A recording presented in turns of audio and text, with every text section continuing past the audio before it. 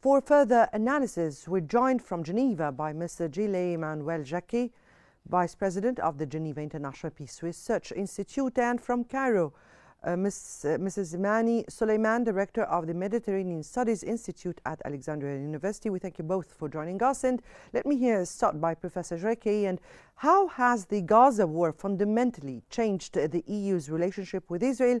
And what are the main reasons driving the EU's current review of this agreement?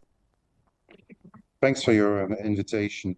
Well, the conflict in Gaza and human rights violations that could be considered as a genocide sparked division among EU member states. We saw, for example, countries like Spain or Ireland being quite vocal, criticizing the Israeli policy there in Gaza, and even mentioning that it could be a genocide. But at the same time, we have other EU countries that continue to uphold, to support their long-standing alliance with Israel, even when it comes to strategic affairs.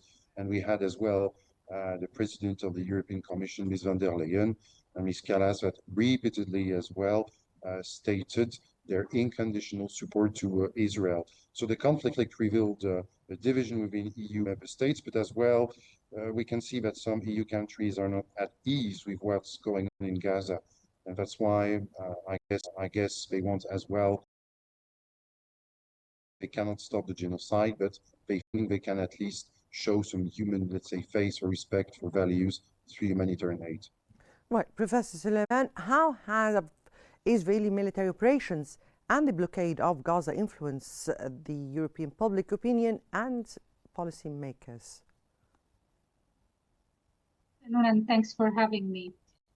Well, we have seen all the demonstrations and the protests in different European capitals. It's obvious that most of the European people are siding with the Palestinians, even if they have sympathy with Israel and with what happened on October 7th.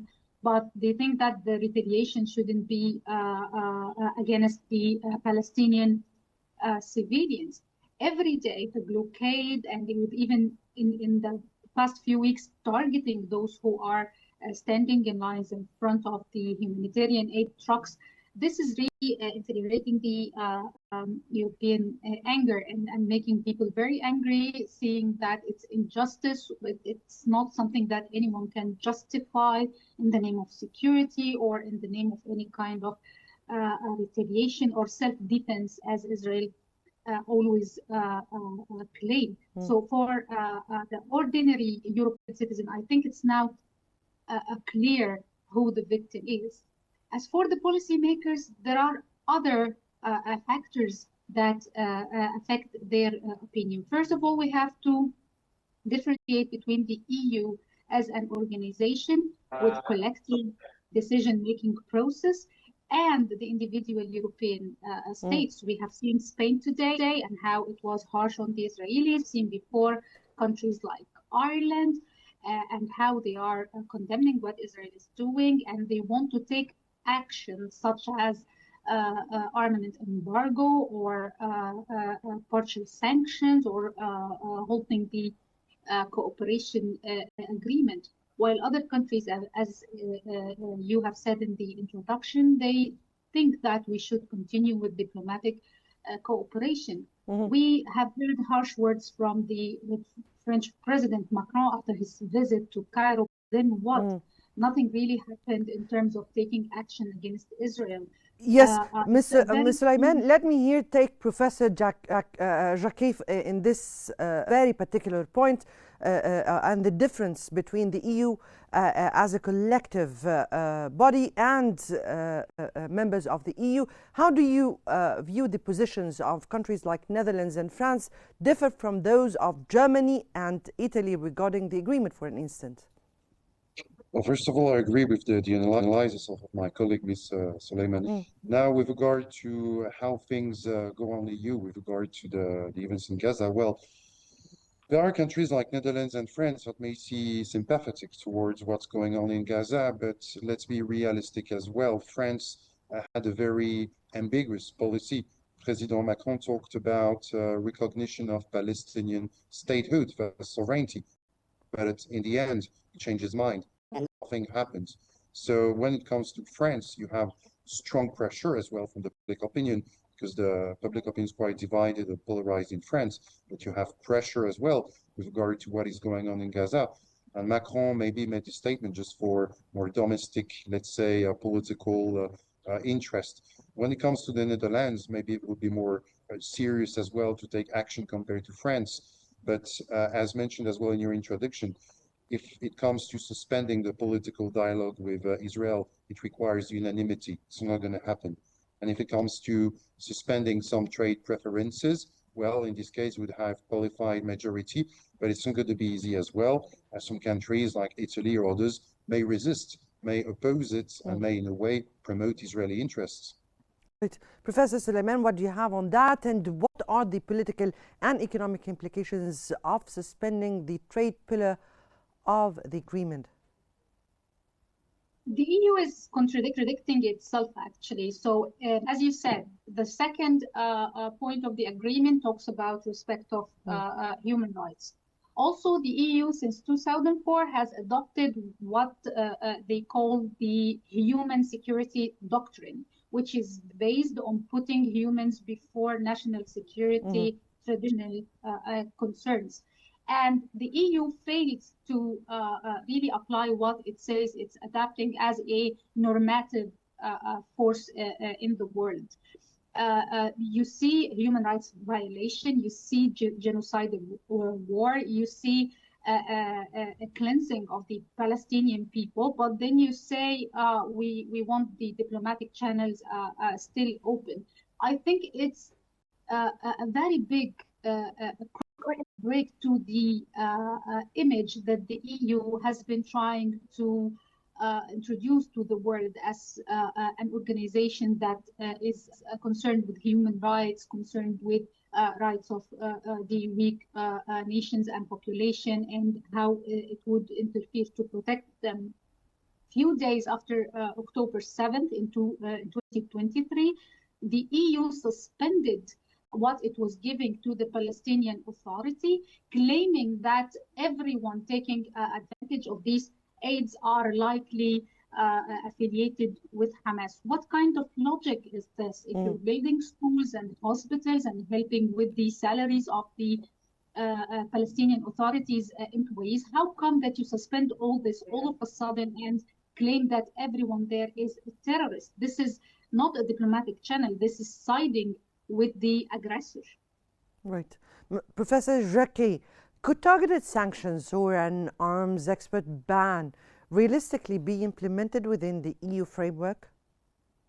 Well, it would be very difficult because in Brussels you have a lot of lobbies from different industries, including the industrial military complex, EU or companies, or let's say European companies, and as well foreign companies. You have as well different forms of support towards not just the Israeli government, but as well the Israeli defense forces, like defensive equipment that were sent to Israel. And even in the case of France, some politicians argued that as long as it's for defensive purposes, it should be accepted. Now it's going to as well show once again that you have a kind of contradiction, as well pointed out by my colleague. You have on one side the European Union talking about values, providing humanitarian help, as long as it doesn't benefit to Hamas. It's like now their new buzzword.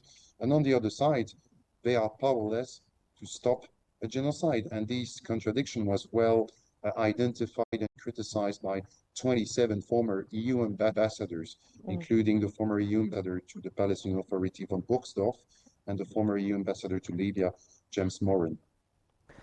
We'll get back to you about what could realistically be done on the ground, but let me go here to Professor Soliman. And how might the measures taken, particularly the economic part, impact Israel's economy and its regional relations? Israel is already struggling now with cuts down in the tourism sector, foreign investment sector, and other sectors that relies on connection with the outer world. However, a decision by the EU, which is not likely to happen, or multiple decisions of the countries that are siding with the Palestinian people would really make the Israeli citizen himself put pressure on their government, because Israel is not a country that can really function without the outer. I think they still need the cooperation with the EU countries and the EU organizations separately or in a collective way. Also, they are very keen now to keep the image of the victim, which they cannot with the media coverage that everyone sees in the world what's happening. So what I think is, if countries like perhaps Spain go on with this decision to put sanctions on Israel, Butcher, all holistic, it would really encourage other countries, not just in Europe, but in other parts of the world, to do the same, which would really make the Israeli government reconsider. Economics is the only thing that would make them rethink what they're doing in Gaza. Professor Jacquet, what risks does the EU face if it fails to adopt a unified stance on this issue?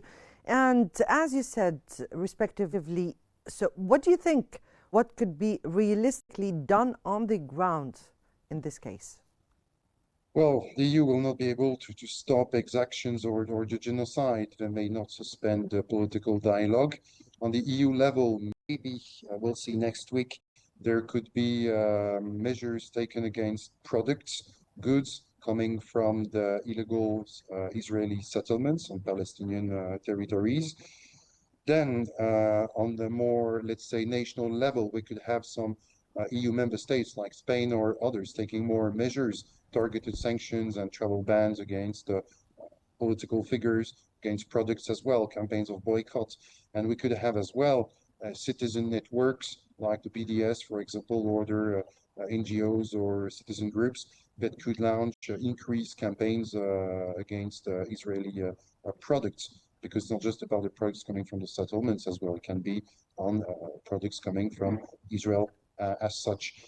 There could be maybe some retaliations from Israel, but I don't know which types of retaliation the EU countries could face. Maybe we could have indirectly US sanctions, for example, taken against EU leaders, not the members, I mean, of the European Commission, but the national leaders like, I don't know, Spanish politicians, Irish politicians, or others. Or the tariffs, for an instant? It could be as well. Yeah. Professor Soliman, how does the EU's internal division affect its credibility as a promoter of human rights and peace? Well, as I was saying, they claimed to adopt the human security doctrine since 2004 and then since 2007. This is not their first failure. We have seen this before between 2014 and 2007 during the Eastern Mediterranean refugees crisis. And now we're seeing it also with the ethnic cleansing in Palestine. The credibility is not there in front of their people and in front of the world. Geographically, they are the if I may say, world power closest to Israel, and with a lot of economic entangled interests since the Euro Commission in the 1970s. A lot could have been done in terms of embargoes, in terms of boycotts, and the EU doesn't really do any of this. Furthermore, it's putting barriers to give either money or aids to the Palestinians on claims of these things reaching Hamas. So the credibility internally and in front of the world is really cracked, and I don't think that this is something that can have a remedy any soon. Professor Jacquet, how can the EU balance its strategic interests with its commitment to international law and human rights? And can the EU act effectively as a unified body when major powers like Germany and Italy oppose any punitive actions? Well, let's say we already have the answer, as long as you have some EU member states like Italy, Germany, but you have as well members of the top, let's say, layers of the EU leadership, like Ms. von der Leyen or Ms. Kallas, that repeatedly stated their unconditional support to Israel, political and military and economic support. Well, there is nothing really we can expect in terms of effective action with regard to the human rights of the Palestinians. And it was obvious since the beginning of this crisis. That's why, as well, some international jurists and lawyers as well organized themselves through networks to launch action against Ms. von der Leyen, Ms. Kallas, and other members of the EU leadership. Because it seems that in the end as well, the values, the EU values, the defense of human rights, it's quite selective. And it seems that the recent decision from the EAS to provide humanitarian help to Palestinians that will be in fact under Israeli control, let's be clear, it's just a way maybe to alleviate, to compensate for the bad conscience they have, because they know they are powerless to stop the genocide, and they will be as well powerless to stop, let's say, massive displacement, forced displacement of Palestinians to neighboring countries. Professor Soliman, with the controversial or the contradicting ways or the contradicting actions of European countries, members of the European parliaments here, do you believe that Europe at large can really play a constructive role in post-war reconstruction or even peace if it continues its current stance? Well, we all know that the reconstruction, if ever started, is going also to be determined by Israel. We have to give a green light for certain companies or whoever to get into the reconstruction. And with what the EU is doing today, it's going to be rewarded with a big share of the pie of the reconstruction. I don't have any doubts about this. And maybe this is one of the concerns they have. They want to have a footstand in the ever happen after war Gaza. I don't think that reconstruction is something that is going to be happening with good intentions only. It's also going to happen with economic calculations. And in this case, the EU with its companies will be a good and logistically very suitable player in the reconstruction plan with other countries from the region. I think they are going to help in the reconstruction, except for those who are now against Israel. They will have a smaller share, let's say countries like Spain or Ireland. Maybe the Israelis will not welcome them there. We've seen the Spanish Prime Minister and how he spoke about Israel today and said that it's leading one of the darkest cycles and scenes of the 21st century, and it's a disgrace to humanity and all this. And I don't think that the reconstruction is going to happen any soon anyway. Even if it happened, it would be limited. So yeah, the EU will be there and will be rewarded for its silence, of course. Professor Jacquet, are there or were there any precedents for the EU suspending or revising association agreements based on human rights concerns before? Oh, I'm sorry, no knowledge. I'm not informed on this very specific issue. But I know and I haven't, let's say, dug into this very specific issue. So how about precedents concerning other conflicts that occurred and their position towards that conflicts regarding war crimes that were committed or any of the we've seen, of course, before the European Union. Yes, please do. Please. The European Union has different tools as well to exercise pressure on countries. For example, it can use sanctions and travel bans and asset freezes against political leaders. The European Union did that, for example, to exercise pressure on the leaders of the Transnistrian Republic, or Breakaway Republic in Moldova, just at the border with Ukraine. It adopted as well similar sanctions against members of Al-Qaeda, against members of the previous Syrian government. So the European Union is not totally powerless against Israel, but it lacks the proper political will to take these measures. Mr. Netanyahu came several times to the European Union. Some of his colleagues as well are able to come freely. So there are tools that the European Union can use, but I don't think the European Union will use these tools like sanctions, travel bans, or assets freezes against members of the current Israeli government. They will not? No, I don't think so, because otherwise it would contradict, the statements from Ms. von der Leyen and Ms. Kallas. It would as well be opposed by countries like maybe Italy, I guess, or Germany. So Israeli leaders can, I think, sleep well. They're not going to face any serious sanctions from the EU yet. Mm-hmm.